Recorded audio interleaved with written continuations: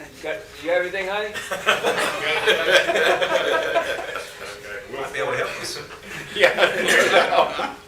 Before we go to that part of the agenda, adult consent items, adult education admissions.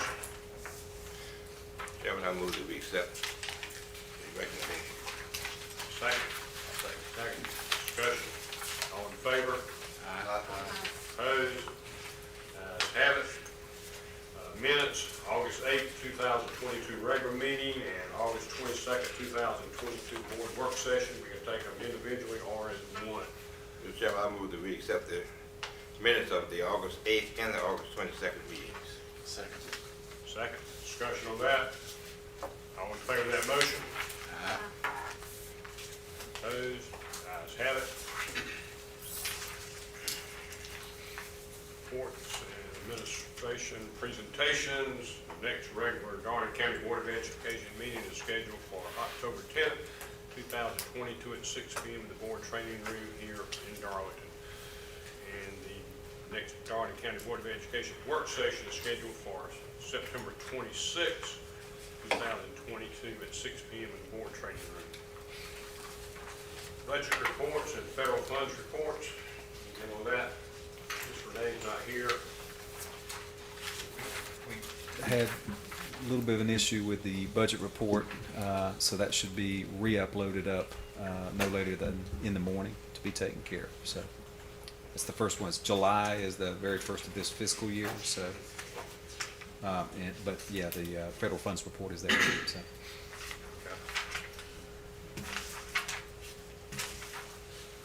Dr. Newman will give us now an update on the district's goals for the current school year, including safety, security, mental health supports, parental guardian involvement, and activity. Chairman Jeffords, members of the board, and those folks out on our live. So I would like to include each month a brief update on the goals that we had established for the school year. Of course, we started this process with the board at the board retreat, and then the SLT, the principals retreat, and of course the back to school convocation is where we talked about the 3 goals as well. And so I always want to at least be giving information each board meeting, each regular board meeting, about how we are coming along with those 3 goals that we've identified, as well as academics in the district as well. And so it's just a time to be able to, for the board to be able to hear what's going on that particular month as we are working to achieve these goals. So the first goal is the safety and security that we talked about. I think everybody knew that we had ordered the new weapons detectors, and so those are scheduled. We're scheduled to have training with those weapons detectors in our schools on the 21st and 22nd of this month. So they actually are going to be on site sooner than what we had expected. Originally, our target date was the middle of October that we thought we would get those, which could have put training, towards the end of October. So we will actually have those set up on our campuses once that training has been completed on the 21st and 22nd of September. As we also discussed about these weapons detectors, we'll be able to utilize those at home football games as well. So not only will we be able, the large high schools have 2, we can pull from the middle schools if we have a large crowd that we're expecting, but at the very least have one at the home and visitors gates to where they come into the stadium. So we're really looking forward to having these, having the training done, having these set up, and get just a little bit more peace of mind for everybody that's in our buildings and our parents as well. So that's the latest update on the detectors. Also, I had mentioned that we would look at adding campus supervisors. In addition, we have SROs at our middle schools. We have campus supervisors at our high schools. There's 2 of them at our large high schools. There's 1 at the smaller high schools. They do not carry a gun. They don't have a badge, but they are there to help facilitate with the SRO safety and security on the campuses. So we will be adding one of those to Hartsville Middle School and Darlington Middle School.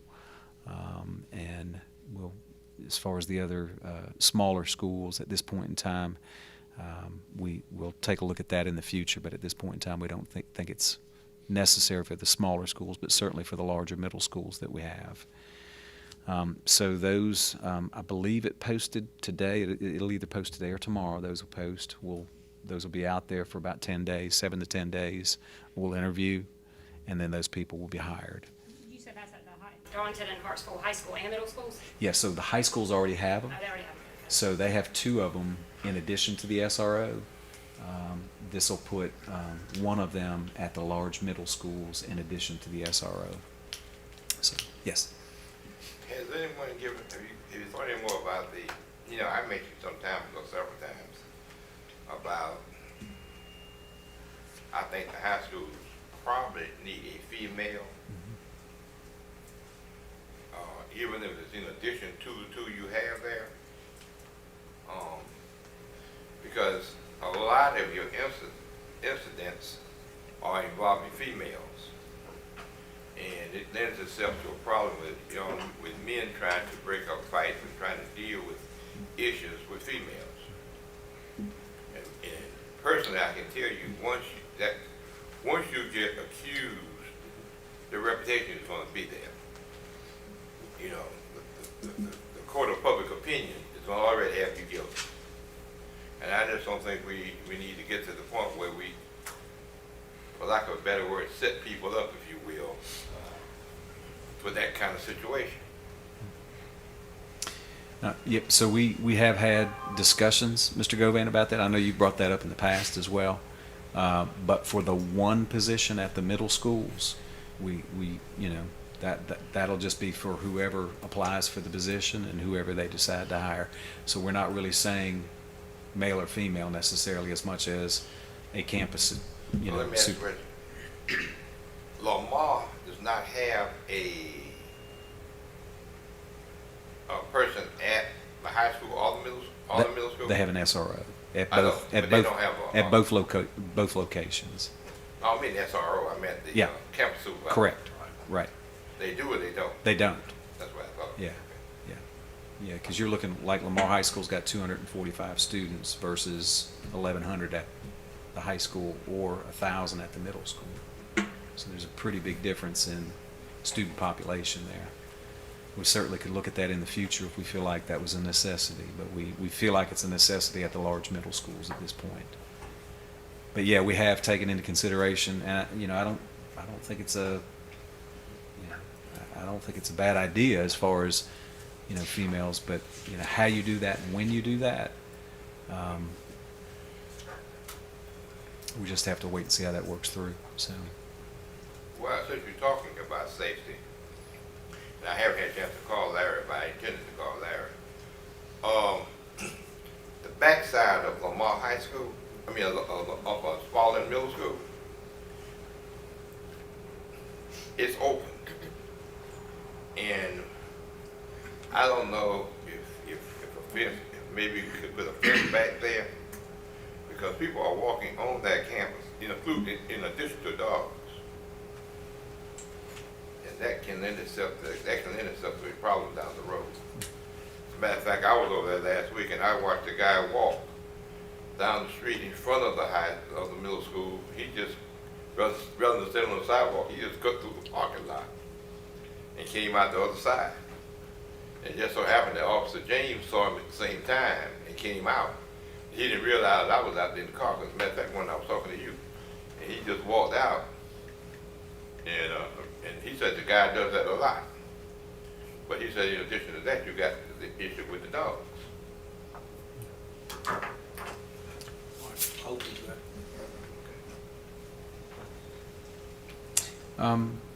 Also, in addition to the additional campus supervisors at the large middle schools, Raptor training has been continuing at all of our locations. That's the app that alerts people within the building Captain Nelson has been going around doing trainings at all of our schools with the staff, so they know how to utilize that and activate that. That's really important about who can do it and when they can do it. And then, I noticed that in my house last week yeah, for the district office. yeah. Isn't that weird? Or am I inside the cone just that You- close? you- Or just because I've been here? I mean, Yeah, you're inside the cone. Yeah, pretty big cone. yeah, yeah. So yeah, it is. It's a very powerful tool, but again, it's important that we train everybody on it too, so they know how to use it in the right ways. And then, of course, we're still looking for more SROs that we're trying to get our large high schools. That's something that I've talked about since the end of last school year. We're not making much headway at that at this point What's in our time. goal for each of the high schools? 2 at the large ones. 2 SROs Mhm. and, And a two- campus, and and 2 two campus campus. supervisors. Mhm. And we currently, Have 2 campus supervisors and 1 SRO at the large at ones. all our big high schools. Yeah. Like, And what else do these campus supervisors do? So they assist the SRO and administration with everything having to do with supervision. They're asked to intervene when there's physical altercations. That is part of their job description. And they can, Yes, different than a teacher. yes, Okay. and they get training on that too. They get training on that. what is, I mean, I'm just thinking of Hartsville High School, and an event occurs in one of the buildings. I mean, the amount of time, if you did not have a campus supervisor / SRO, the amount of time it could take to get someone to those, to that, Oh yeah. that could be quite a while. Mm. I mean, so with these, are we, I guess my question is, are we instructing our teachers to wait till we get campus supervisors there or an SRO there before you intervene? Or are our teachers and staff authorized to intervene? As far as a fight, Yes. Yeah, you have an event, yeah, like that, like a fight. we expect any adult supervision to intervene because we don't want a child to get hurt. Okay, thank you. Yeah, I'm saying, where have we Yeah. gone in this country? We didn't have any of this Yeah. stuff 30 years ago, 20, 15 years ago. We had none of this, and now we got our own police force. I mean, what are we doing here? I mean, it's almost like we're Yeah, we're not waiting for encouraging it. Okay. Yeah, we're not waiting for it. I mean, If the adult can intervene, Okay, we need the adult to intervene. all right. If they're not comfortable intervening, I mean, here's the key. Unfortunately, it comes down to safety. If a student's life is in danger because of a physical altercation, we have to intervene. And so, again, I know some people from a health standpoint, we certainly don't want people that, would be injured themselves pretty easily. But at the same time, it's always the intent that if there's an altercation, that the adults intervene to stop it. And then again, these folks are roaming around the campuses, so we expect them to be close by to be able to be on site quickly. I guess I'm just concerned about the amount of time it would take for one of them to get there. And are we sending the message by hiring these and putting these on here that they are to, I mean, I Yes. just don't want to, I don't want to be given a myth. I mean, I don't want our teachers having to be, combat deterrents. Yeah. But, but we're putting them in an awkward position where we're hiring people supposedly to handle things, but then we're also asking them to handle. I just want to be clear. Yeah, it's- Because Be everywhere at one time. they can't be Yeah. everywhere No way. at one time. It's all hands on deck. And, I think obviously that, and administrators are in this mix too, right? So administrators also, and the campus supervisors, SROs have walkie-talkies on them, the administrators have walkie-talkies on them. So between that whole mix of people, they can get on site pretty quickly to where there's an issue. But if there is an issue, again, the adult has to they've got to say, they got to intervene. What are our numbers looking like right now for fights on campuses? Yeah, much less than what it was when we started the school year. So I don't have an exact count for you today, And but how is that compared to, say, 2019? I could probably pull that information and bring it to you at the work session. I don't think it's significantly different, truthfully. It's not. So you don't see an increase in on-campus disturbances, I'm gonna call them that? I would say at the beginning of this year, there seemed to be more than normal. But as of today, like now that things have settled, I'm not seeing that huge increase. And what do you attribute that to? Part of it's the consequences that we've put out. You know, if you stand up and fight in the middle of the cafeteria, you're going to the alternative school. So, I mean, we've been pretty clear with how we're going to handle discipline with people standing up in the middle school classrooms, cafeterias, wherever, and disturbing school. How was that So- changed from what the previous stand was?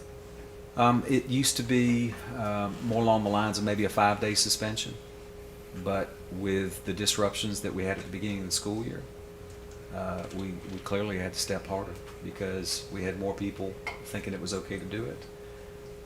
So was that an official change in the discipline policy? No. I mean that if you look at the actual discipline code, that it gives you leeway to say we're either it could be this and it could be up to this, but clearly with more people thinking it was okay to stand up and fight or do the things that they were doing to some of their peers. I told the principals I support you and back you. You do what you need to do with the consequences. Ms. Govan? What you start out with is what you're going to end up with. And I think that as a former educator, the first couple of weeks of school, the first week of school or so, children are going to try you. Now, just like parents, children will try you until they figure out what you're going to tolerate and what you're not going to tolerate. I think the real issue is we have, and Jamie alluded to this last time we had a meeting, we have got to send a message to our employees that we, as long as it's within the reason or that we will support them and back them in helping us have a safe environment for our children. Because, I mean, you're right, Wanda. You can't have an SRO or a campus supervisor all over that campus. That's true. But the teacher has to feel comfortable that if she or he intercedes to break up a fight or whatever, that we are going to support them. Mr. Gowan, we're going to support them. There's no question in that. Yeah, that's what. But There's never been a question in They have that. to understand. They have to feel that. Yep. I think that public, that viewing that's watching you, and those other people have to understand that. Yep. That's never been a question. We've always told our teachers that we support them in any situation where there's an altercation. Now, you have to be reasonable about what you're talking about. That's For true. example, a male football coach may not have an issue breaking up a fight between two 16-year-olds, but a female teacher who may have a disability may not be getting in the middle of two 200-pound 18-year-olds or 17-year-olds, right? Right. So the expectation would not be there for that situation like it would be for the first situation. But as far as if anybody intervenes as part of their job, they're absolutely supported in that. There would be no issues with that.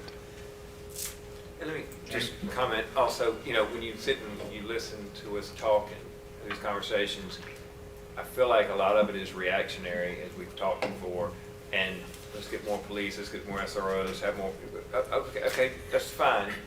What is the problem here? We need to address the problem instead of reacting to the problem, to the issue. So how do we do that? You mentioned, she asked, was that a change of policy? No, it's just you are making it more public, you're making it more known. Yes. These are all consequences. So what I'd like to see us to do is continue. We spend an enormous amount of money on all these extracurricular activities. People complain about our budget for years, going up, going up, going up. And I've always said, break it down. Look at our budget and break it down. Look at it now, look at it 15 years ago. Look what's going into the classroom. Look what's going into ancillary things. I'm not saying that these things aren't needed. I'm just saying, let's careful how we say how we spend money and being penalized by we're spending $100 million and we used to be at 60 million. Well, folks, that ain't going in the classroom, I'm sorry to tell you, because the district and the schools throughout the country are being forced to do things that are well beyond what they signed up to do. So that is money going into these other things. We've talked about nursing, we've talked about feeding tubes, we've talked about disciplinary things, we've talked about after-school care, transportation, food, after-school all summer long, all year round. Those are things that have absolutely zero to do with that classroom education. So let's be careful how we do it. So back to my point tonight, yeah, let's hire 3 more police officers in each school. At what cost, okay? But again, budget's going up to have these other things, but we aren't doing anything in the classroom. Our focus is we've got to educate our kids. Look at our scores, look at what we're producing. It's pathetic, not just here, but throughout this country. So what do we do to change the culture? What do we do to change the kids, the parents? That's what's got to change. So I like what you're doing. Let's publicize. Guys, there are consequences. Mom, Dad, I don't want to see you up here whining what happened to your kid, that he's the perfect child. I'm sorry, this goes across the board. These are the facts. And until we can get a hold, you're ready to send your child here, ready to get an education, ready to not listen to somebody encouraging them to do something wrong, so to speak, a fight and so forth. We've really got to change that culture. We got to change how we perceive things.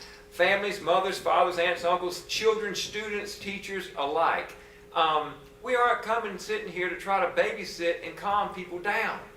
Let our teachers teach. Let them do what they've been trained to do, and I'll tell you, you'll get an influx back into the system. Right now, they're fed up with it. So what can we do here in Darlington County to clean things up? Okay. Again, it is educating our students. I don't want to come to listen to y'all talking in the assembly about discipline. Well, you're going to. Okay. Mom, Dad, same situation. We want to work together. We're all in this thing together. So we can't keep spending our resources where they're going, okay? So again, I'm just asking, what can we do? Think out ways that we can communicate, better communicate, and again, there are consequences for your actions. You know, I hate it can't be towards the parents, it's to the kids. Well, hopefully you realize why this is happening. And we're not sending them home. We're putting them in the alternative school. That's better than sending them home. They could be expelled. We don't want that. Does nobody good. No one is being any serving justice that way. So anyway, point in, what do we do? How do we do to continue to convince and change our environment is what we need to do, our culture overall. I would agree. I would agree. And Jamie, I think it's important that, like the extra SRO, we've been talking about that for a few years because those campuses, for example, Hartsville, 13 buildings, the amount of space that's there, at least knowing we have somebody on the front side and the back side, I think that will give a level of comfort to parents and to staff that work there. But to your point, where does this go? And I think we have to make sure, ultimately, if we don't fix it with our community and with our parents and guardians and their involvement, because again, we're getting the end result. I keep telling people that, we're getting the end result of whatever happens at home or out in the community. We're the ones that have to deal with it because we have no other choice. There's nowhere else to go. Yeah. And what can we pull those kids that are causing the problems? I'd love to dig in. Why? What was so in your world to make you want to do the actions that you did? Now again, I'm not in that environment. It takes anything. Again, most of it is attention. They're not getting it anywhere else, and anything for the attention go.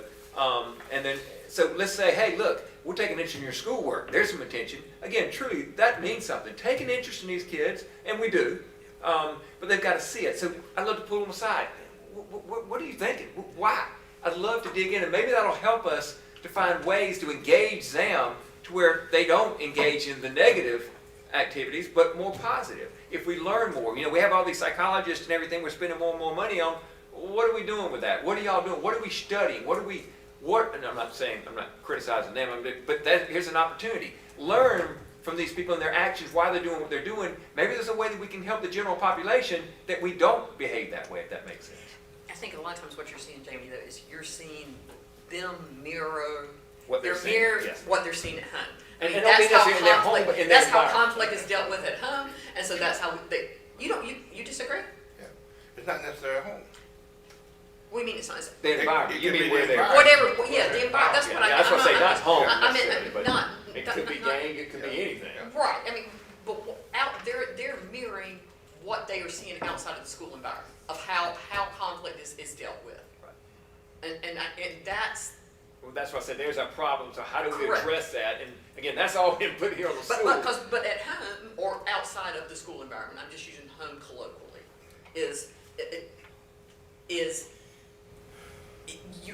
you've got, there may not be consequences there, but there are gonna be consequences here. That's right. And that is not going to, we can work, if that's, unfortunately, if that's what happened, then we're gonna work with you on trying different alternative ways to handle this. And when we go to that alternative school, though, I don't want to just do an alternative. I want to dig. What's driving you? You know, how can we change that? You know, you've got a lot of talent. There's a lot of talent in the kids that are causing the problems. It's just how do they realize that talent and how do they capitalize on it to take them somewhere else? And they got to realize they can. They don't think they can. Oh, I'm not treated the same as you are. I don't come from the same environment. Doesn't matter what environment you come from. You got talents. How do we tackle that? That's where I'd rather see us spending money is in that arena. And we have it all out in a community, but why don't they come together and pool your resources, guys? We're all doing our own individual pods thinking we're going to accomplish. We got to come together and put our pool where our resources are minimal. Pull them together, grab those people, make sure they understand they do have talents. There's a life out here for you. They think there isn't. There is. So we got to help. That again, that's where I'd love to see us spending all this money. Well, and we need help with our churches. We need help with law enforcement.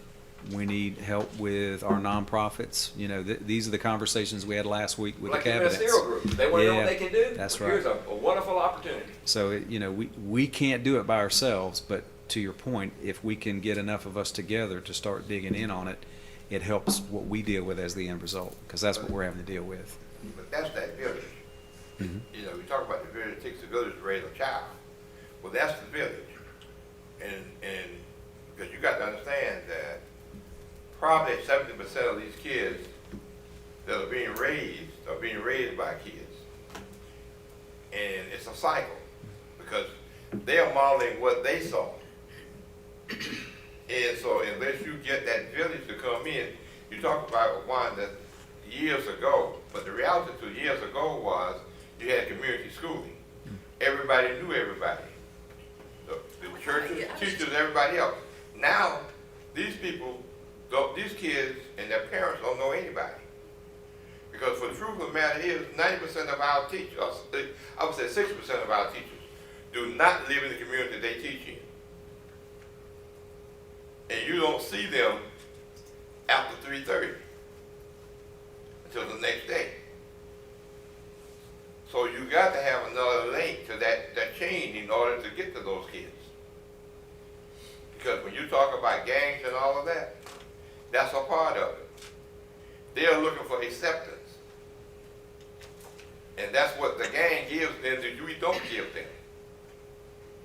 Well, we need to do something to address it because what you're going to have is everyone's going to vacate your schools. I mean, we see this every year. The numbers drop. They will find an alternative. So something's got to change. We've got to have some engagement. Richard? And a couple of things, you know.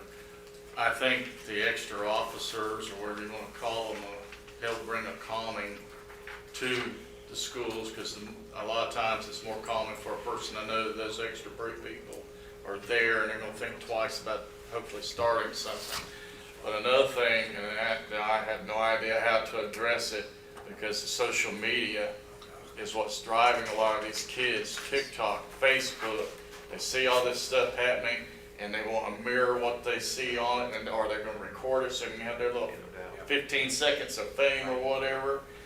And and I know I heard of one school and how they got around doing it, because I can't see it happening here. All phones were banned from the campus. Kids could not bring one onto that campus, which I could never see happening here. Yeah, but they calmed things down when also these kids couldn't film everything the teacher was doing or this person was doing or whatever, but I could see the wrong in it and the good in it. And I know years ago, because a lot of your smarter students are getting bored and they're acting out because they're so smart and they're in these classes that aren't keeping up with their intellect. And I know years ago they addressed it with a program called the Alert Program for, I think it was 3rd, 4th, or 5th and 6th graders, maybe, or 4th, 5th, and 6th graders. And it was run by a Dr. Odom, if I remember correctly, originally, along with Miss Goodson and all like that. And they would take these kids one day a week out of the system, the school, and they would go to this area and they'd learn architecture. They were learning computer PowerPoint. I mean, history, where they'd have to dress up and actually play the part of whoever they were mirroring or whatever. And, you know, and they would do these special trips and all like that. And I know it benefited my oldest daughter, and by the time my second daughter got to it, it had really waned and it was really on its way out, so it wasn't as good. But it took these kids that really had this drive, and it fed them. And I don't know if we have something like that still or not, or if it's under a different name, but it took these kids out of an area, and at each school, and they were literally just put into this program, and I think they'd have like 20 or 30 kids in it. And, you know, and each kid would come, you know, a different day of the week, so they could have 5 groups, you know, through the week. But it really excelled these kids, and they were getting bored in class, and that was driving it. The thing with that, because I was actually in it. You know, I went through it at North Hartsville for my brief stay there, and at Brunson Darby. It was more or less like your advanced courses. So I think now we're all doing more, you know, college prep and advanced courses already. Well, see, this was hitting the ones in elementary, Yeah. so it was staving them off from, by the time they hit high school, they were saying, hey, you know, I can fit in more, because they were around a group of kids who were just like them, eager, you know, and it's channeled all that energy and what they were getting bored with in class. It channeled it and said, wow. And they were literally looking forward to it. That's what we've talked about a lot with our workforce development also. It's not just those. You're right. Those kids that aren't being challenged and have that intellect, that's not a rich, poor, white, black. That's just strict. They're causing issues. But then you've got this other group we've talked about that on the lower end, they're plenty smart, can do things. We talked about when they get put over in an alternative. Why can't we just put them into Drake, give them a skill where they can at least they get interested in something? I mean, you show them a way to do something. They got, like I say, they got tons of talent. But what can I do with it? How can I learn it? So you're talking about mirroring something. How do we, that's one of our answers to our social issue here. And again, until the country changes, I don't think we do anything at Darlington County. We keep blowing our heads up talking about it. But gosh, why are we not teaching skills where they know they can utilize it, make money, do things, and you're mirroring something totally different? The unwanted things you're not mirroring. Now you're mirroring things that can do benefit them as well as society as well. So all ends of the spectrum can stand that mirror opportunity. But how do we do that? That's the question. That's an answer to a lot of our problems. These kids would love nothing more than to take all that energy and do something with it. They don't know what to do. They've not been exposed to anything. Yeah, another thing I think we need to do is like our younger kids, like 4K, I think we missed the boat. We want them to be able to read by the 3rd grade. Well, if they don't have this interaction at home or wherever to learn how to read, or, you know, when they get to the 2nd grade, I mean, a lot of them, they can't read, so the 2nd grade teachers having to teach them like they're 1st grade or K-5, whatever. So if we look at expanding our, you know, K-4 or whatever down there to get them started at an early age, I think it would help us considerably too, versus waiting till they get to the 2nd or 3rd grade to do something. I forget who it was. It was an ad or something. I think I mentioned it to Tim or to you when we were at that thing Thursday. And it really saddened me because, number one, we really need parents' help and everything whenever we get them home, you know, to do that 30 minutes of reading minimum or whatever. But I heard this story, and it was a mother, and she sat there and sent her child off to do that 30 minutes of reading. And it got so frustrating for that child because they were trying to read something that they still couldn't understand. And so instead of encouraging them, it just made them want less to do it. So we really need to help the parents out there to where if they see their child struggling, say, well, you know, they can't read this book. Well, hey, then let us help you. We'll find the right one to encourage that child. Even if it's a lot simpler, because I mean, I was blessed. Both my daughters are voracious readers. they were both reading by the time they hit 5K. And thank the Lord, my wife read to them every day. And that's what it takes. We've got to have that involvement from the parents, or we'll never get this thing jump-started, kick-started. Because with our shortage of teachers and staff and all like that, and everyone's vying for them. So you're in a battle to try and get them. So we've touched on a few points I'm actually going to address that I have on my list here. I think this was your So, update. Just got hijacked. Every meeting, I do have some things about that. every meeting. But I will tell you, as far as on the students that with the higher abilities, that again, that's why you've heard me talk about robotics from a district-wide K through 12. Coding, robotics, but also we are putting together a proposal for GT for the district, especially for the elementary students, to again facilitate and grow and give opportunities to those students that have those abilities. I can remember those times when my daughter and their class, because they had a core group, and it was like they would challenge each other to see who was going to get the highest score on that test or whatever, just so they could rub it into each other and everything, and it drove them. And it was just to see those kids and think back at where they are now. Each of them were successful, but they had that drive that was instilled in them. Hey, I want to do this. Well, And we've lost that. It will benefit all of our grades if we can start at the earlier grade levels with, again, robotics, coding, a plan for GT students. That's only going to help us as they move up through middle school and high school in the programs and the magnets that we And I don't think it have. would hurt, and we can talk, you can talk to Mr. Smith about it, or I can next time I see him or whatever. What if in those elementary grades, they'd have like one of their field days or whatever, and take some of those DCIT kids out there with examples of what they do. Just introduce these kids to that kind of stuff. Yep. And they see, well, wow, I don't have to do a 4-year school. I can go 2 years and do this, and wow, it'd be just as good.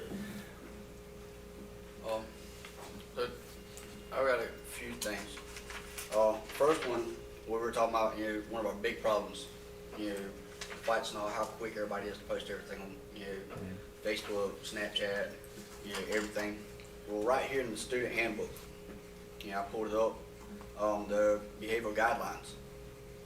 I'll scroll all the way down, since it's primarily, our high school kids that are doing it the most.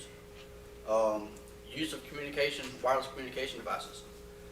First offense, ISS. It keeps on progressing on out. What happened to you if you're caught with it out? The teacher confiscates it for the rest of the day. That's how it is, even for our K through 5.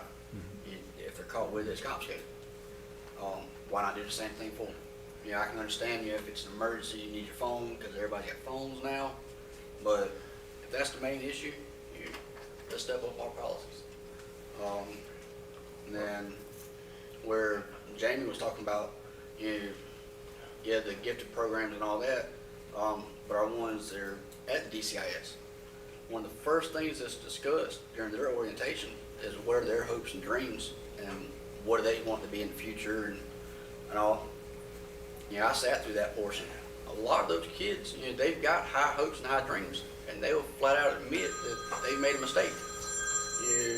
That they're mirroring what they're seeing, outside of school. So maybe we can start reaching to them more aggressively, to get to the bottom line of it while they're at DCIS. I think Ms. Cooper is doing an excellent job at starting to dig in on some of the things that we've talked about, and she's seen it from where she was before, at the middle school age, and watched it. So she's put together a very organized packet of how to get to what do our students really want to do, and how do we take a different path than what got us there. So again, it's kind of an all hands on deck, but I think we've got the right person over there that's ready to help us with that. Like I said, I was blown away by her orientation. I sat through the entire thing. It was phenomenal. Yeah. you know, along We've been that, impressed too. So. with her, and I'll hush. She probably does a great thing with the orientation, asking them what they want. But that's my big problem. They don't know what they want. My kids didn't know what they want. They give it everything in the world. So how do we show them? That's where I'm saying we got to take them to places, bring people in, then let them answer that orientation question here, because I had no idea what you could do with this or what that is. I mean, it's just it's back to show and tell, and unfortunately, Yes. one daughter of mine reacts one way, the other another. I know I got to see it. I just don't know. I don't know what's out there. So I would just somehow to get those kids more exposed to what's out there, what gives them a goal to work for. Yep, I would agree. Take them over to DCIT, show them some of the. Right. Yep, they do. They do What that. do. They do. Middle schools, they do. Yeah, they do. But we need to work on elementary. All right, so that was the first goal. Sorry. Those are great. Yep, good. Y'all will all have to put y'all 7-year-old back. So that's good that we're all passionate though about the goal that we established. So I think that's healthy conversation. I think in the end we come out better because of it. Second goal, of course, is mental health supports. There's just two updates on that. We again advertised the mental health coordinator position that we've received money from the state for. That position closed, so we'll be interviewing for that. And once we have that person on board, I think we'll have a little bit better way of navigating how we're going to do this. I mentioned to the board that Department of Health and Human Services has changed the whole way that funding is coming through Medicaid for the mental health counselors, and that there's supposed to be more opportunities for funding for this, and that they said districts can work with private counseling services, or they can work with a state agency like PD Mental Health, who we work with, or we can hire our own. So, but I think having somebody in place that knows the industry and has the expertise to say, look, knowing the community and knowing the students, here's what's going to make sense. I can tell you right now, this is the reality. We have 4. Mr. Johnson, you said you think they hired a 5th one recently? Yes. So we have 5 mental health counselors total for the entire district. We're supposed to have 8. I really think we need 12. I think we need 1 at the larger buildings. Realize 5 people split up all of the schools, and it's very difficult to handle. Well, who's hiring them? Mental health? Yeah, PD Mental Health. And, one of the issues, I don't mind saying it in this meeting, I had a conversation with them. Part of that whole process of creating more funding through Medicaid is they were supposed to increase the starting salary for mental health counselors. That has stalled somewhere up in the state level. So they have heard that they're supposed to be able to increase, but they've not been given the budget to do that or the money to do that. But they've heard that that's that's supposed to happen, but that has stalled somewhere up above. So as soon as that can happen, they say they can hire more people, because the reality is, think about that. Mental health counselor typically has a master's degree, and $36,000 is the starting salary. So How did you start this conversation with? that we're hiring a mental health coordinator. Okay. That is going to have expertise to help us But navigate. we would be hiring that person. We are. They're ours, and we can have better intel and guidance on. So that's how we not can do the this. same position that Lisa Fagan had? No, What was she? social worker, lead social worker. Oh, okay, different Yeah. group of people. Yeah, lead Okay, social that's worker. right, okay. But yeah, these will be specific to behavioral health and mental health counseling. And then, again, on mental health, because it's all part of it, the Orange Frog initiative that the district has adopted. We have another training in October for our employees. And it's geared, a lot of it's geared for our employees, but a lot of it's geared also for our students to have certain activities that teach them how to help each other, how to be kind, how to do random acts of kindness, what joy looks like. So it's adults and it's kids, but again, it's just trying to give our adults that work in the district something else to say that they have something they can appreciate. And so again, this month, by the way, in Orange Frog, the challenge this month is Peace Unity Month. And so all of our schools have those committees at the schools have put together activities that demonstrate peace and unity to our kids. And what does that look like? And what are examples of that? And how can they show that to each other? So again, it kind of goes back to some of the things that we talked about from a discipline standpoint. If they're not getting it at home, hopefully this is a place where they'll get some of that. So that's what we have been working on over the past month with the mental health supports, and to be continued. And then the third goal, of course, goes back to, Jamie, I think what you had brought up in the first goal, which is parental and guardian involvement. That we cannot do this on our own, and if we don't have some help, you know, and we're not talking about, typically we're not talking about the homes that have two parents in them. We usually get a lot of support from those homes. It's the homes where there is maybe no parent, and somebody is having to raise a child that is not necessarily parental. So we need to have that. To the point about how can we teach our children to read at the young, how can we offer more to young children below age 4? We're actually working on some initiatives now that are, it's a family and community engagement initiative that we're starting up. It is with our early childhood, Casey Keels, Ms. Keels, and Dr. Jenkins with Title I. For example, they met with First Steps this past Friday, which, you know, First Steps, we get those kids. They're not ours now. It's a different agency, but they come, you know, they wind up coming to kindergarten with us. So we're meeting with them to collaborate on what to have those students know and what they should be teaching and how they can teach them to read and what are some of the strategies they can do. That'll be expanded to Head Start as well, and we're actually working on parenting kits for students that are even, you know, 2 years old and 3 years old, and meeting with those parents and putting together events that bring those folks together so we can get to them early, because again, we all know what happens by the time they get to us. So we actually are working on these initiatives. Stay tuned on this, some really neat things with families. There'll be a pilot that we have that is with a software and counseling initiative, parental counseling, where, you know, for the rest of the year, there'll be check-ins with folks, with the parents in the community and their children, and how are they, you know, how is this coming along teaching your child to read? Right, we're talking about needy households that need, not the two-parent households that everybody reads to the child. We're talking about the ones that don't.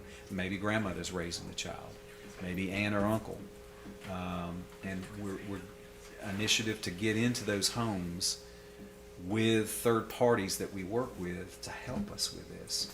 You know, I think that's really the line in the sand. If you can reach our kids at a young age, they're not the problem in middle school and high school, right? Because they've found a different pathway before then, and maybe we've helped parents and guardians find a different pathway for their kids.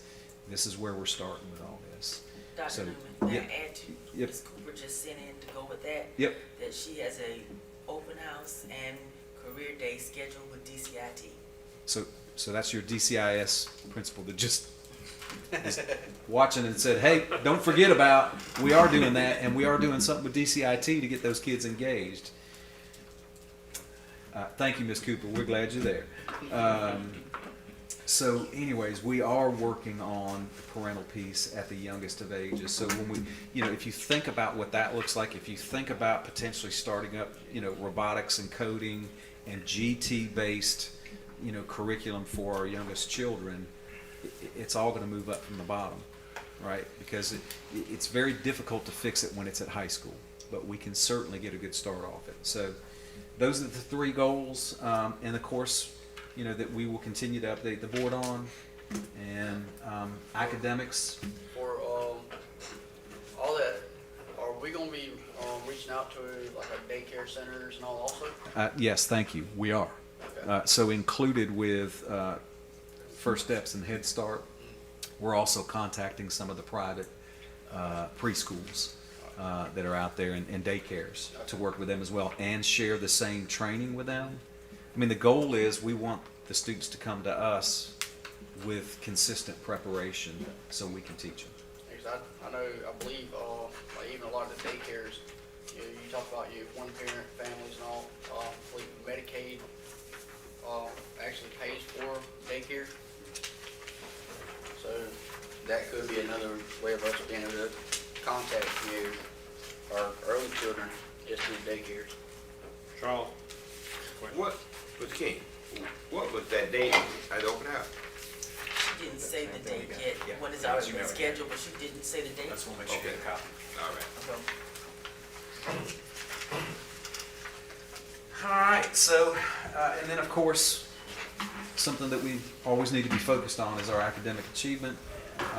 The SC Ready test scores were available as of last Tuesday, that they became public. And so, you know, I want to be able to do an update on the district scores, and then at the work session, I want to have all of our individual schools, that more in-depth analysis that I do every year. I'll have that for the work session so we can kind of see the individual school performance versus other schools around the state. But I did want to at least have the information for the district, and again, how we did this past year, and what that looks like. So again, if you know, we have 19, 21, and 22 data. Remember, 19, 20, we didn't take any tests. That's where we were out of school for 3 months in that spring. And so, you know, you've probably heard a lot of this same information in the media that, you know, from an ELA standpoint, that it appears a lot of folks have caught back up to where they were pre-COVID.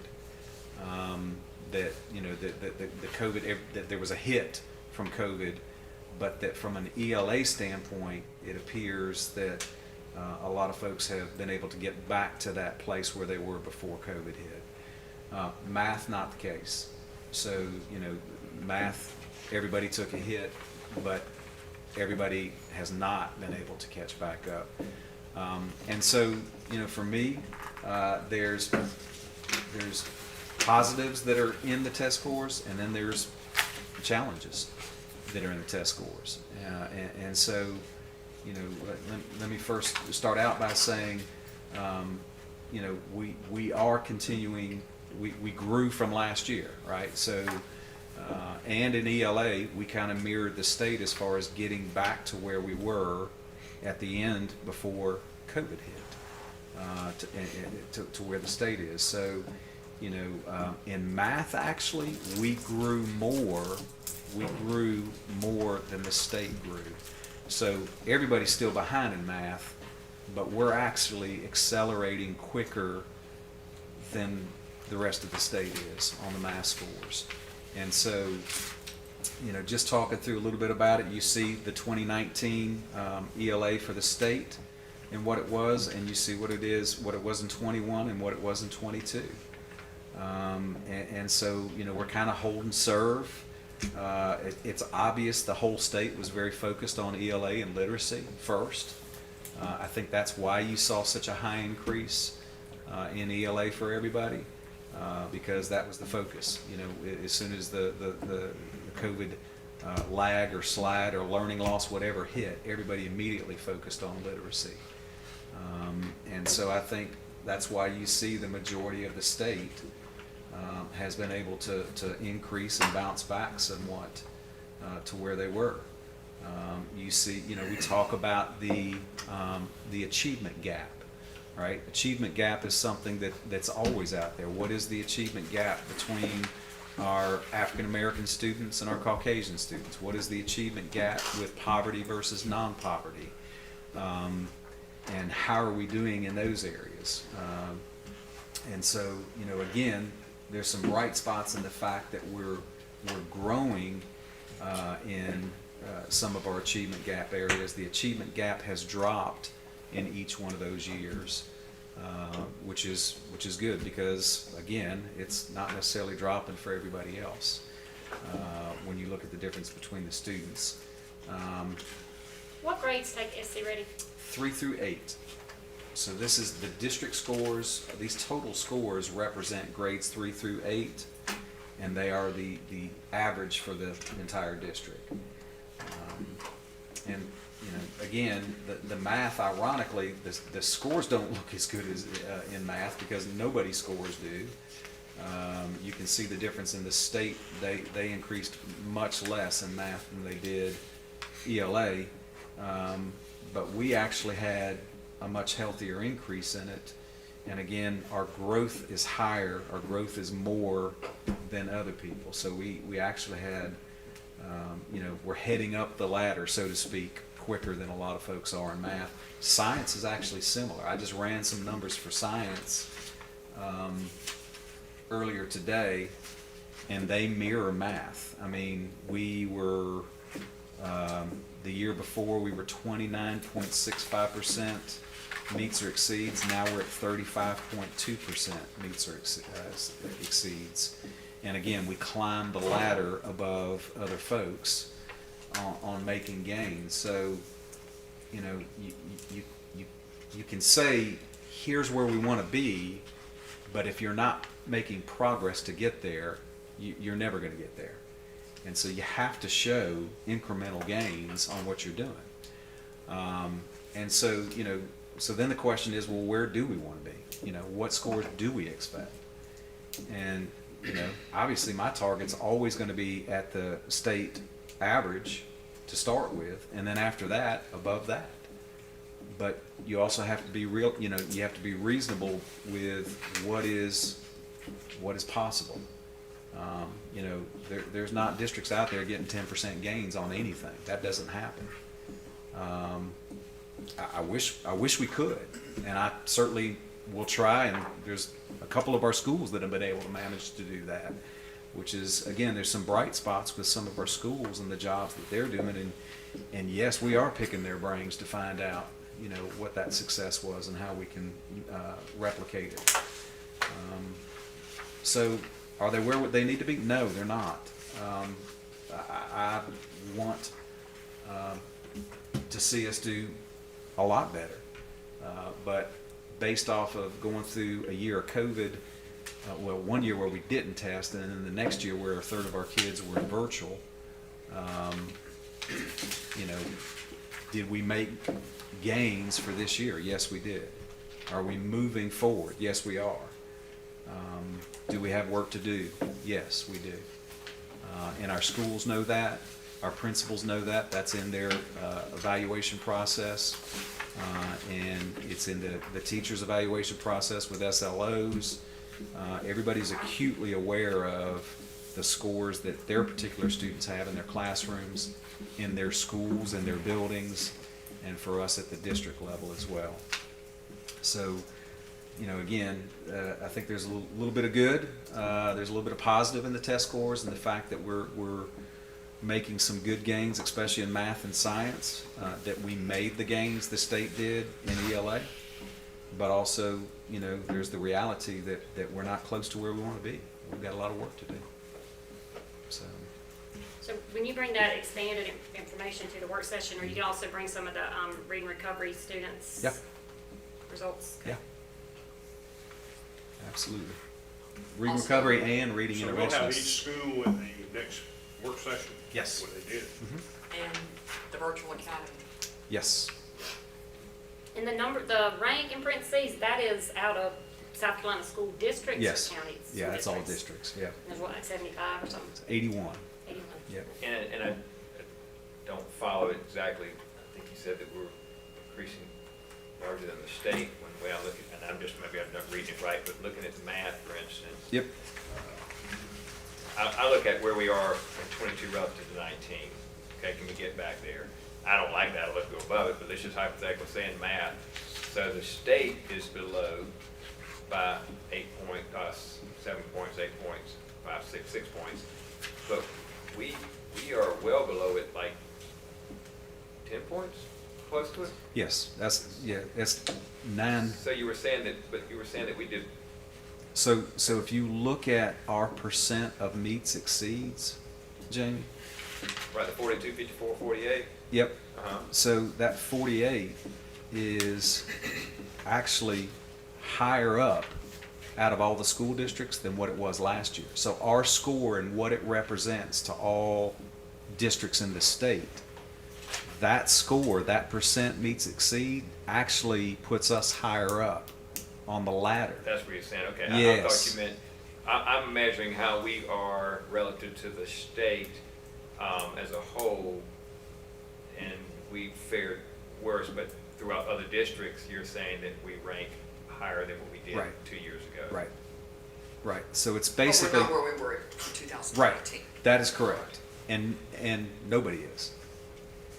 Nobody is. I mean, But But like in reading though, the state is back above where it was, and we're still below. but we're like, look where the state was in 2019 and look where it is today. And look where we were in 2019 and look where we are today.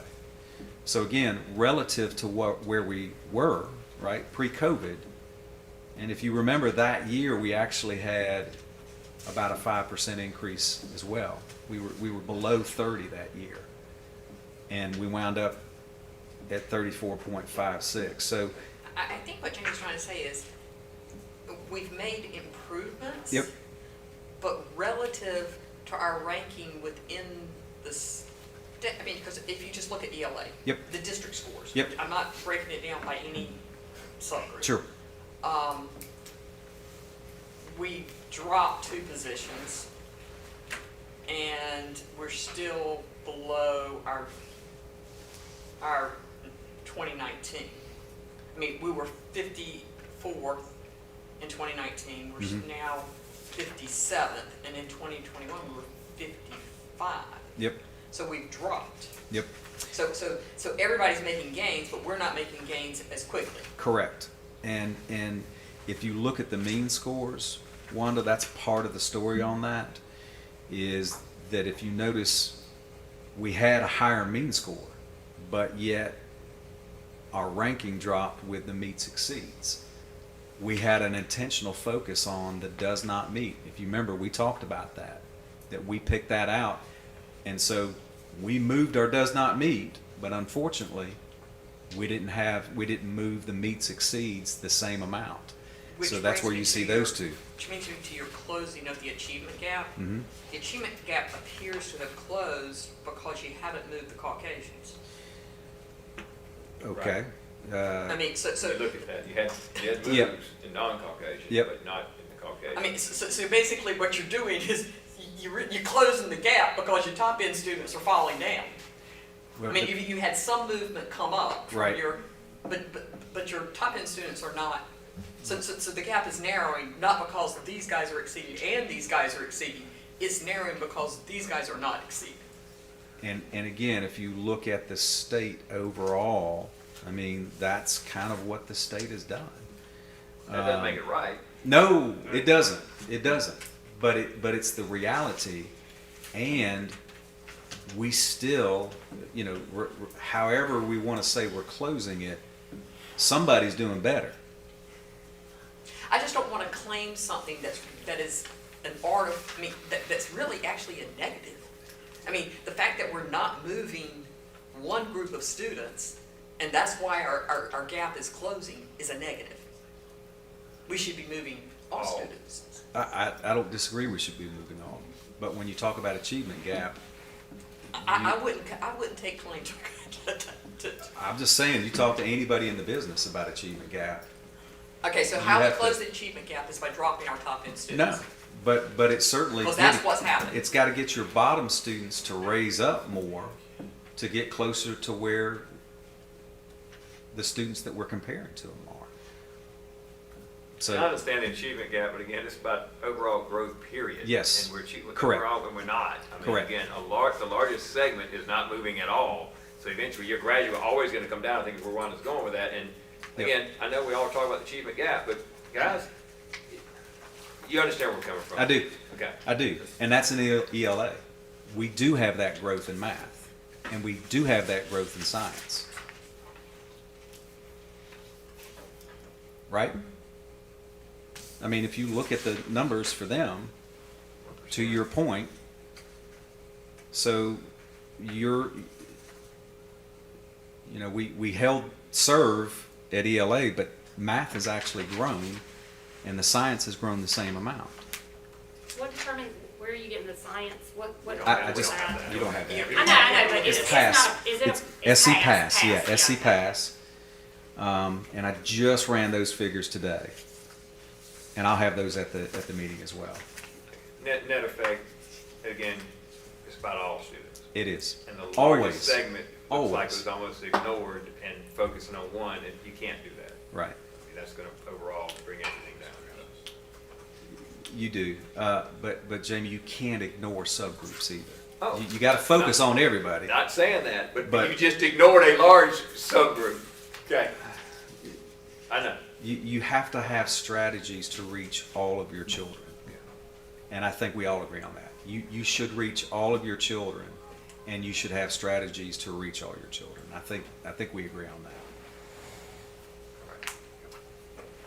All right, and like I said, I'll have a more detailed school-based one for the work session.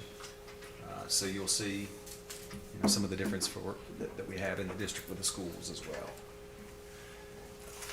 So again, the next meeting I won't necessarily have this update, but when we have MAP scores, I will give an update. So when we do have MAP, similar how I presented in the past, I want to make sure that I keep that at the front, because I think it's important. Yes, we have the goals that we established, but achievement should always be one of those goals. So we'll continue to bring that information as well. I think that's the goals topic. Okay. All right, we'll move on to policies. We have two separate readings. You can take them both together or separately. JICAR, student dress, articles and displays. FFR, naming of facilities. Make a motion, we approve both of them all together. Motion, we have a second. Second. Second. Okay. Discussion on this? Okay, remember this is for second reading. All in favor of the motion? Aye. Opposed? I'm going to oppose it because I really have some concerns about the naming, not the first one, but the second one. All right. All right, so can we vote one more time? All in favor? Aye. Opposed? One opposed.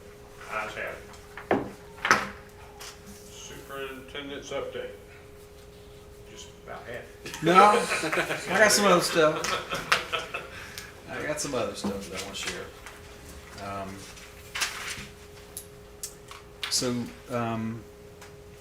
Lamar Spalding Elementary School and Thornwell have received some arts grants money. That's a positive for those two schools. Their teachers applied, and so they will be utilizing that money to infuse arts and specific programs that they'll be putting on throughout the year. So that's a good thing for those two schools. For our foreign teachers luncheon, we had our foreign teachers luncheon on Saturday, first one that we've ever held. There were over 50 teachers from 9 different nationalities, if I'm not mistaken, 9 different countries, 50 teachers. And what a great room of people that are very thankful to be teaching in Darlington County. I mean, if you talk to any of our foreign teachers about their experience with us versus maybe some other places they've been, it's incredible. They gave some testimonies. They thanked the board over and over for the bonuses that they've received, for the pay that they receive compared to other districts, for the support that they receive from Darlington County, their buildings. But really, this group was put together, the council, the foreign teacher The International Teacher Council is to help them navigate being in a different country and teaching. And, you know, the reality is everybody's having to lean more and more on international teachers because they're not putting out enough teachers in the United States. 50 teachers that we had in attendance. Several of our principals were there. Several of our SLT members were there. But We had 50 foreign teachers, correct? no, we had more than that. Oh, how many? They were just there at the luncheon. Oh, That okay, amount was okay. at the luncheon. What's our total? Between 90 and 100. 90 to 100 foreign teachers throughout the district. That's out of how many teachers? About 850. 860, 850. There was one thing I would ask, maybe I overlooked it, so I don't know, but do you think that something of that caliber ought to be, that the board ought to be invited whether they come or not? If you would like to come to an international teacher luncheon, absolutely. It's the first one we've ever had. I understand We'd be that. glad to I'm invite just you to the saying, next one. You know, I think sometimes we don't connect with the teachers, and I think the teachers look at us as kind of being out there, and they're there. And so I just think it would provide an opportunity, not necessarily with that, but just it would provide an opportunity for collaboration. Sure. Mr. Govan, we didn't know if one was going to show up or 100. So now that we know, you'll be on that list next time along with your other peers. I especially like I saw several pictures that they were dressed In their home garb. garments that were representative of And, their. and they did skits from their countries for their peers from other countries. It was What drove putting that together? the realization that they come to the United States and they have no connection at all.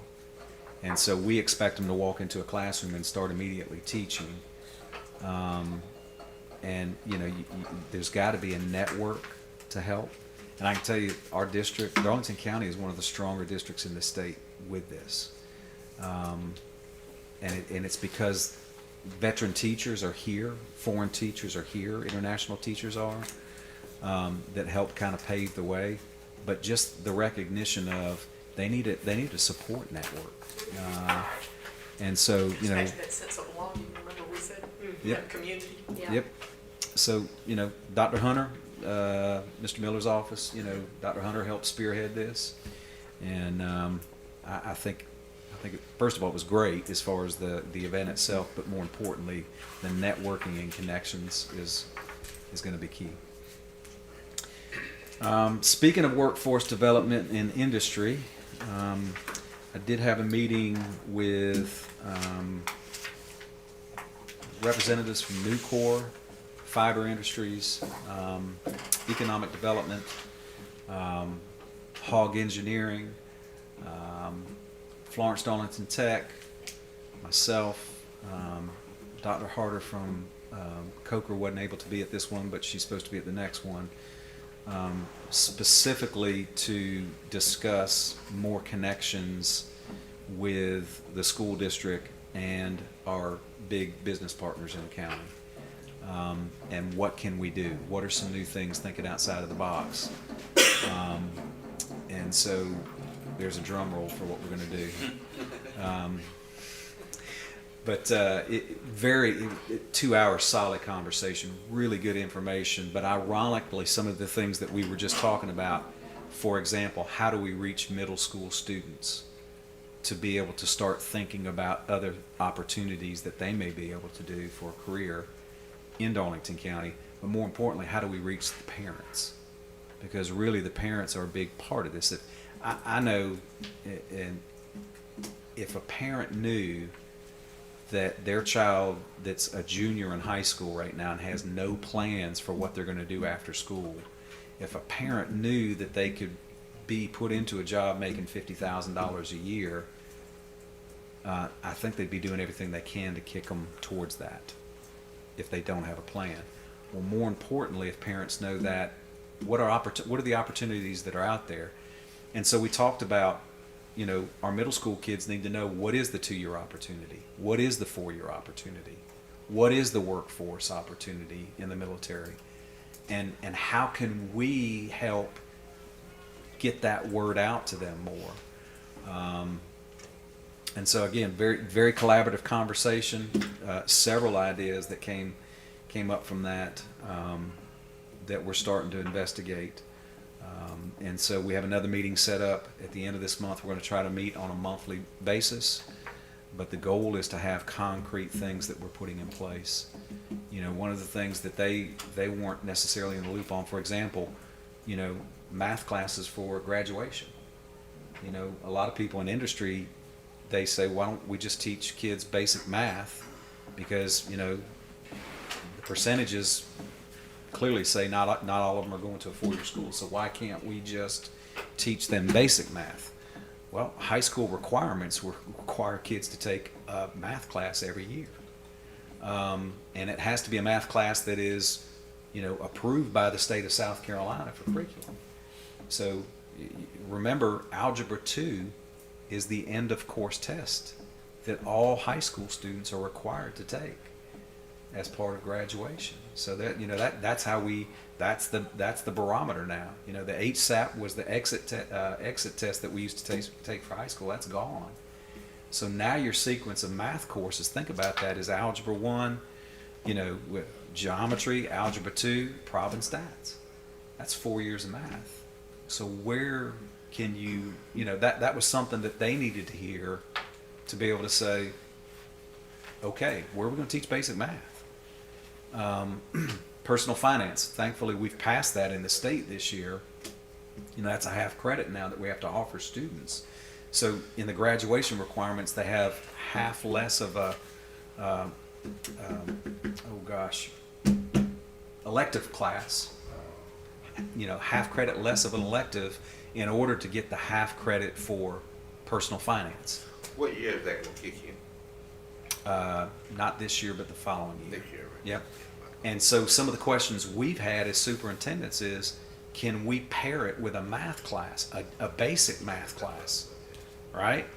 Now you can't substitute it. They won't let us substitute personal finance for a math credit, but we could probably pair something with it to give them some more basic math to either A, help them with those other math classes, or at least give them some of those skills that they need.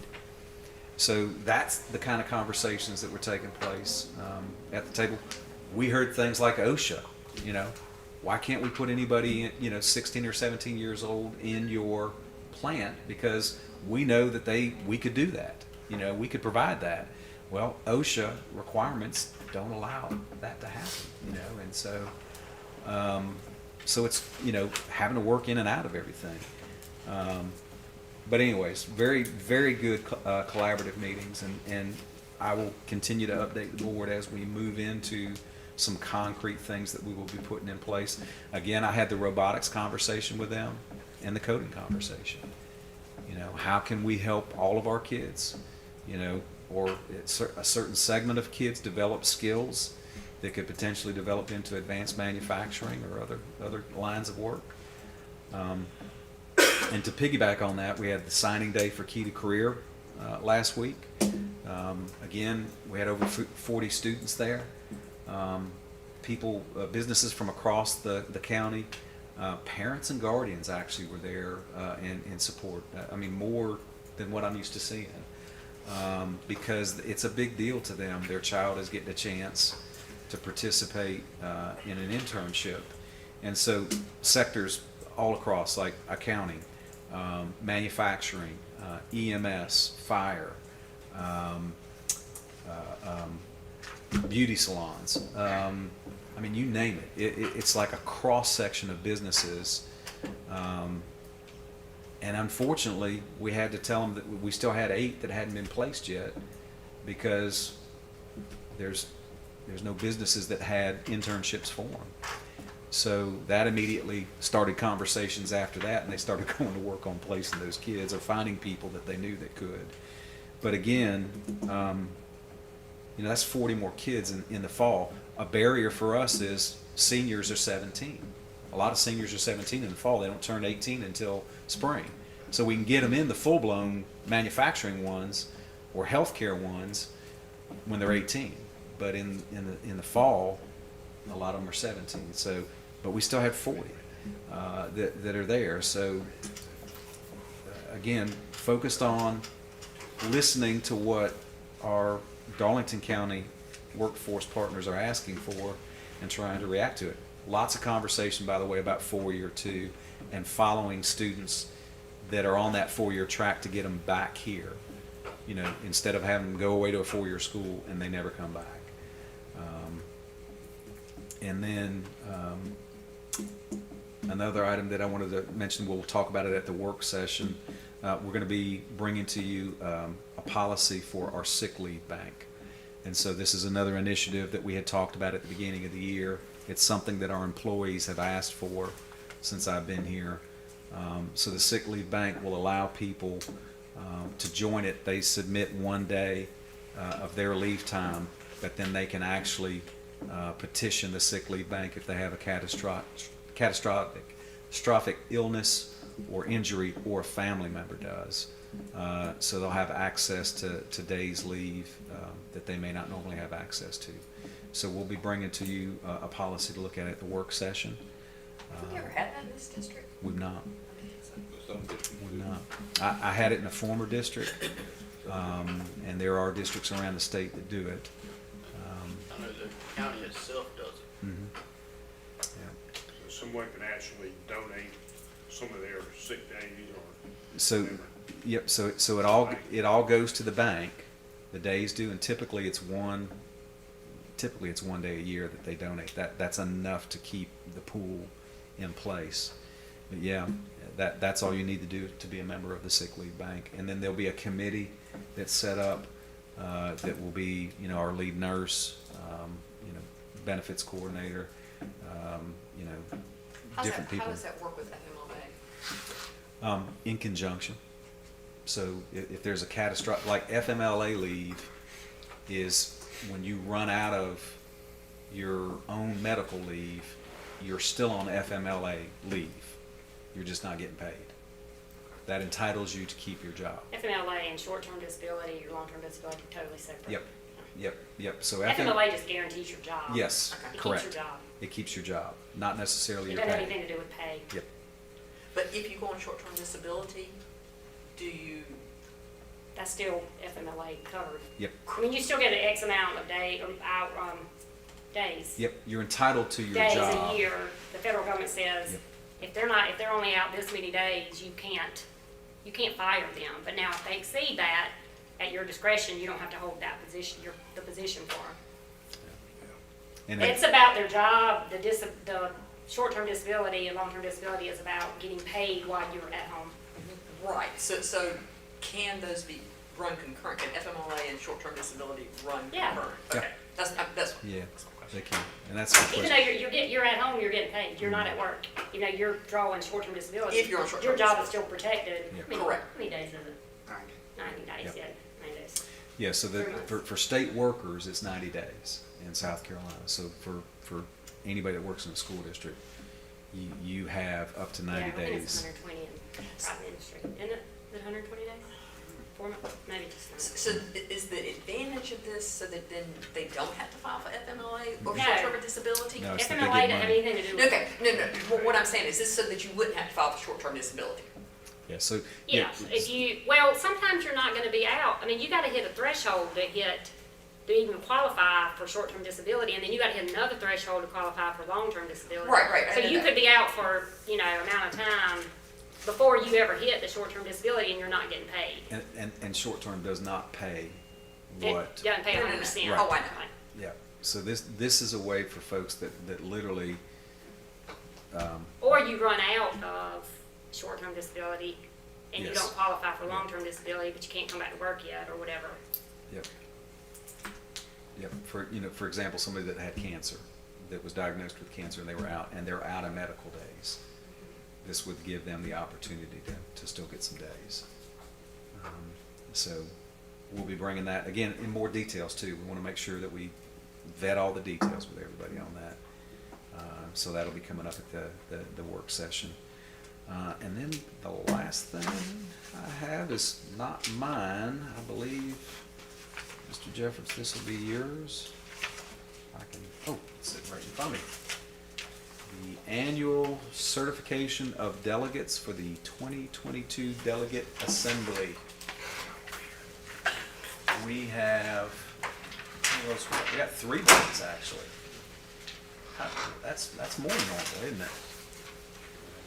Oh, really? I thought we had 2 last year. Anyways. Did you know by November 14th, this is a meeting in Hilton Head, I think, December the 3rd. Anyone volunteer?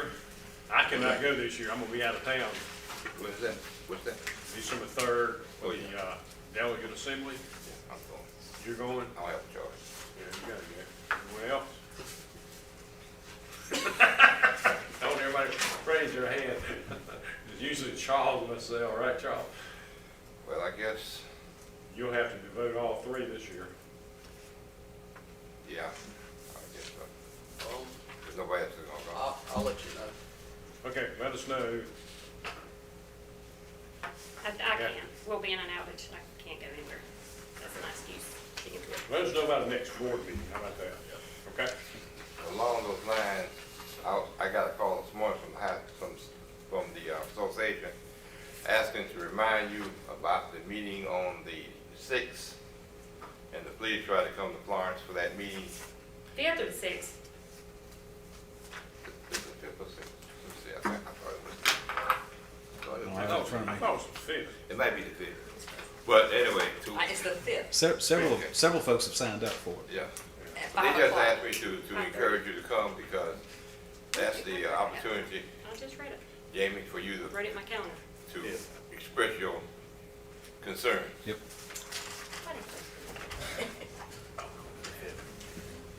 Charles. All right, so we'll wait till we do this. Okay, sounds good. They ain't learning what my husband already knows. Okay, you have anything else? For my superintendent's update, no, I do not. That is everything. Okay, board member input. Ms. Kelly. Move. I think I spoke enough tonight.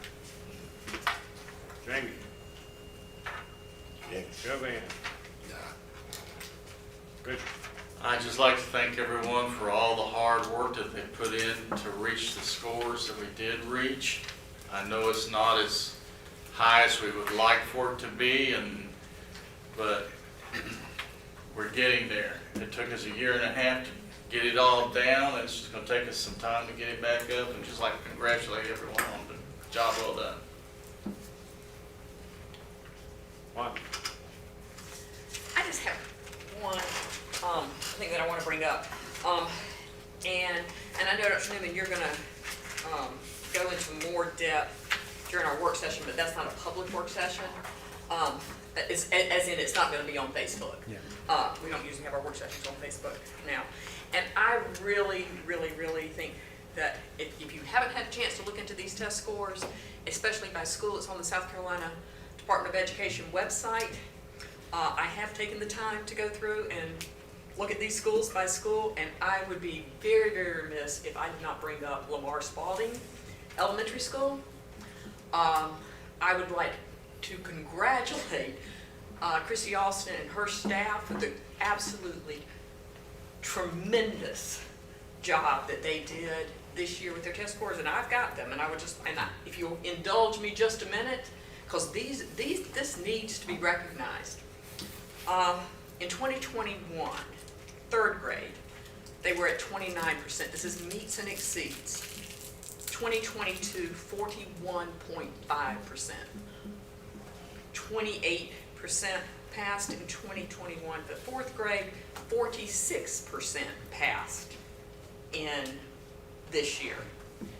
5th grade, 14.9% in 2021, 50% in 2022. That was ELA. Let's roll to math.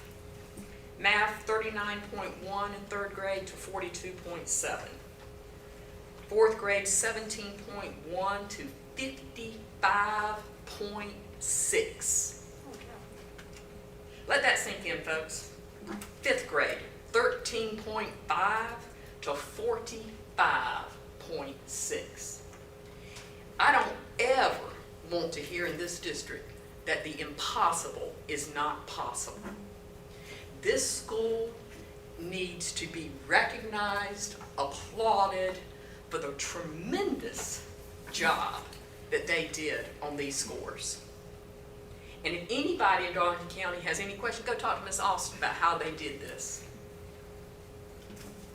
Congratulations, Ms. Austin. And for all the conversations of it takes time, this is 1 year's growth. And for all the arguments and excuses that I've heard, well, it takes time, it takes time. Well, let me tell you, that's 1 year. Thank you, ma'am. Thank you, Ms. Austin, Thank you, Ms. Austin. Thank you to teachers and the teacher, and her staff, as I said. and the entire staff. Really, it's a team effort to make anything happen. So we applaud them for sure. And I think a few other schools did very well also. And we applaud anyone that had, we had some growth overall. And we applaud all our teachers. We appreciate every one of them. Ms. Austin and her crew, double kudos to them.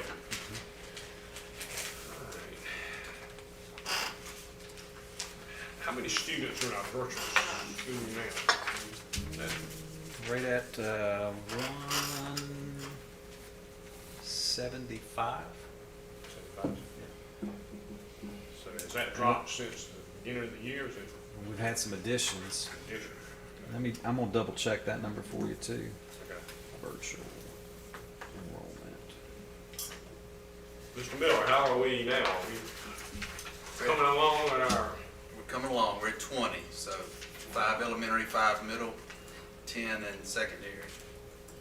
That puts us at about 91% capacity.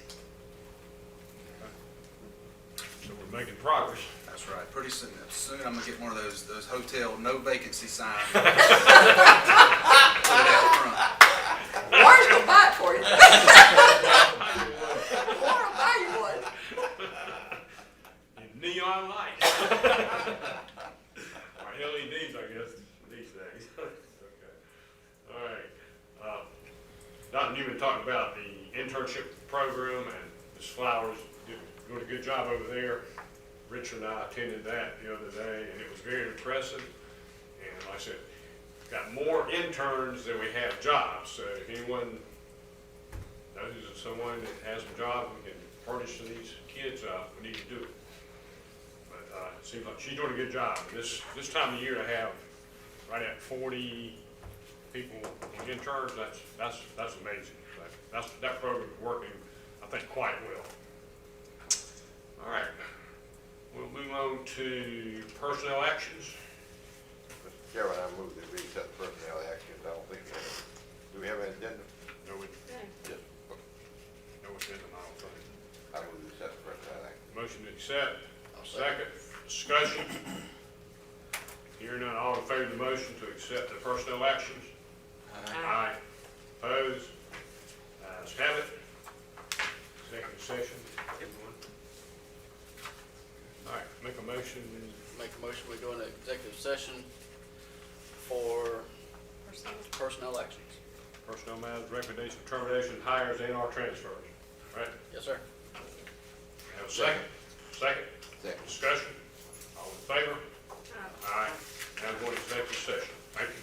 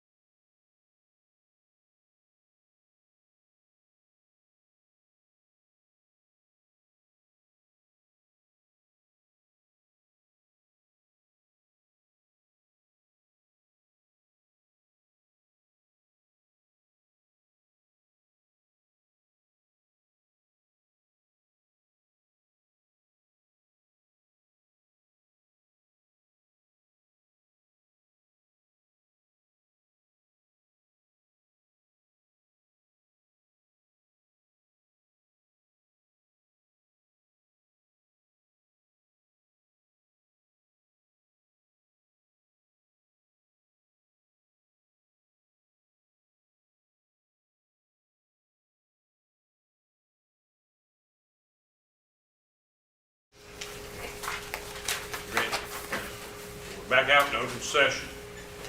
No motions were made or to be made, no votes taken. So I would entertain a motion to adjourn. So move. I'll second. Second discussion. All in favor of the motion to adjourn? Aye. Stand adjourned. Leave it. Anybody